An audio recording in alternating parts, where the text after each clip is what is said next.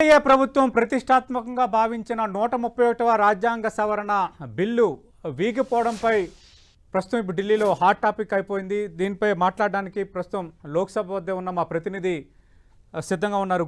గోపి నిజంగా ఇది ఎన్డీఏకి షాక్ అనుకోవాలా? ప్రతిపక్ష పార్టీలను ఒప్పించడంలో కొంత ఎన్డీఏ ఫ్లోర్ మేనేజ్మెంట్ చేయలేకపోయింది అనుకోవాలా?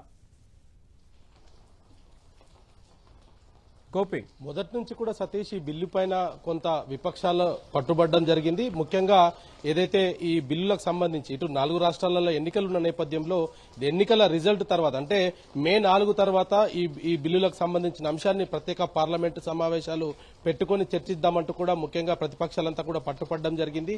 అయినప్పటికీ 16, 17, 18 ఈ 3 రోజుల్లో స్పెషల్ సెషన్ పెట్టి మహిళా రిజర్వేషన్ బిల్లుకు సంబంధించిన అమెండ్మెంట్స్ ను తీసుకురావడము 131వ రాజ్యాంగ సవరణ చేస్తూ నియోజకవర్గాల పునర్విభజనను దాంతో ముడిపెట్టి 850 వరకు కూడా నియోజకవర్గాల పునర్విభజనకు సంబంధించిన అంశం పైన కేంద్రం 3 బిల్లులను తీసుకురావడం జరిగింది. ఒకటి మహిళా రిజర్వేషన్, రెండవది నియోజకవర్గాల పునర్విభజన, మూడవది ఏదైతే ఇటు కేంద్రపాలిత ప్రాంతాల్లో ఉండే నియోజకవర్గాల పునర్విభజన. వీటికి సంబంధించిన 3 బిల్లులపైన కూడా ఏకకాలంలో ఓటింగ్ కు సంబంధించి నిన్న సభలో చర్చ జరగడం జరిగింది. నిన్నటి నుంచి ఈ రోజు వరకు కూడా సుదీర్ఘంగా చర్చ జరిగింది. మహిళా రిజర్వేషన్ ని తాము ఎప్పుడు కూడా వ్యతిరేకించలేదు.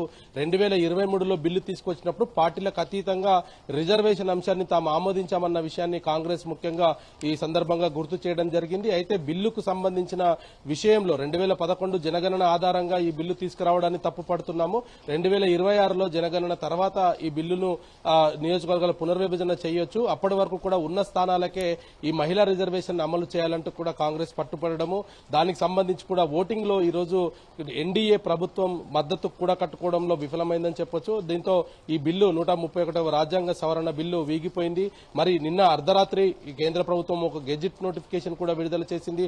16వ తేదీ నుంచే మహిళా రిజర్వేషన్ల బిల్లు అమల్లోకి వస్తుందంటూ కూడా ఆ గెజిట్ లో రిలీజ్ చేసింది. సో నిన్నటి నుంచే మహిళా రిజర్వేషన్లు అమలవుతున్న నేపథ్యంలో ఇప్పుడు ఉన్న స్థానాలకే ఈ యొక్క మహిళా రిజర్వేషన్ రానున్న రోజుల్లో వర్తించబోతుంది అనేది కూడా చాలా స్పష్టంగా అర్థమవుతుంది. మరి ఇటు 131వ రాజ్యాంగ సవరణ ద్వారా ఈ బిల్లు ప్రస్తుతానికి వీగిపోయినప్పటికీ మహిళా రిజర్వేషన్ మాత్రం రానున్న రోజుల్లో అమలయ్యే అవకాశాలు కనపడుతున్నాయి. సతీష్, రైట్. గోపి, ఇప్పుడు 2026 జనగణన తర్వాత డీలిమిటేషన్ చేపట్టాలనేది మీరు అన్నట్టుగా కాంగ్రెస్ మిగతా పార్టీలు ప్రస్తావించిన అంశం.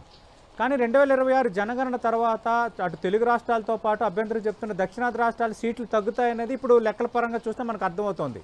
అంటే దీనివల్ల విపక్షాలకు అడ్వాంటేజ్ కంటే డిసడ్వాంటేజ్ కొంత ఉన్నట్టుగా చెప్తున్నారు కదా. మరి ఎందుకు విపక్షాలు ఈరోజు ఈ బిల్లుకు వ్యతిరేకంగా ఓటేసినట్టు?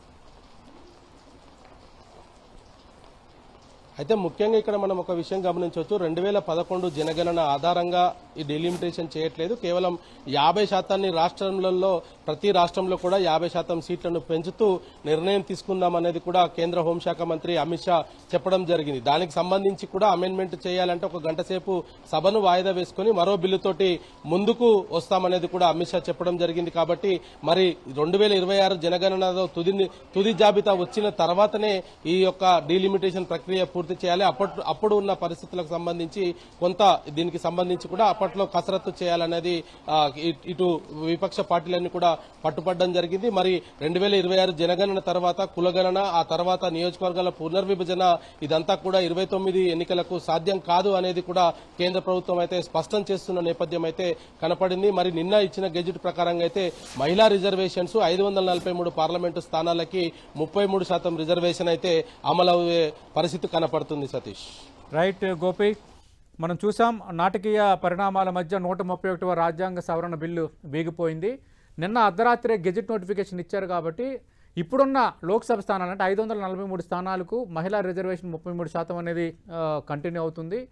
అటు లోక్సభ నియోజకవర్గాల పెంపుకు సంబంధించి దీనికి లింక్ పెట్టడంపై విపక్షాలు వ్యతిరేకంగా ఓటేసాయి. కాబట్టి 2026 జనగణన తర్వాత కులగణన ఉంది. దాని తర్వాత డీలిమిటేషన్కు విపక్షాలు ఒక సలహా ఇచ్చిన వాతావరణం ఉంది. కాబట్టి అలా జరగచ్చు. ఒకవేళ అలా జరిగినా కూడా 2029కి మాత్రం డీలిమిటేషన్ అయ్యే నియోజకవర్గాలతో ఎన్నికలకు వెళ్ళడం అనేది కష్టసాధ్యం. ఇప్పటికే కేంద్రం క్లారిటీ ఇచ్చిన నేపథ్యంలో రాబోతున్న 2029 ఎన్నికలు ఈ 543 స్థానాలకు జరిగే అవకాశాలు ఎక్కువగా ఉన్నాయి. చూద్దాం మరి ఏం జరగబోతుందో. ఇది 10 టీవీ 131వ రాజ్యాంగ సవరణ ఓటింగు పరిణామాలపై స్పెషల్ అనాలిసిస్.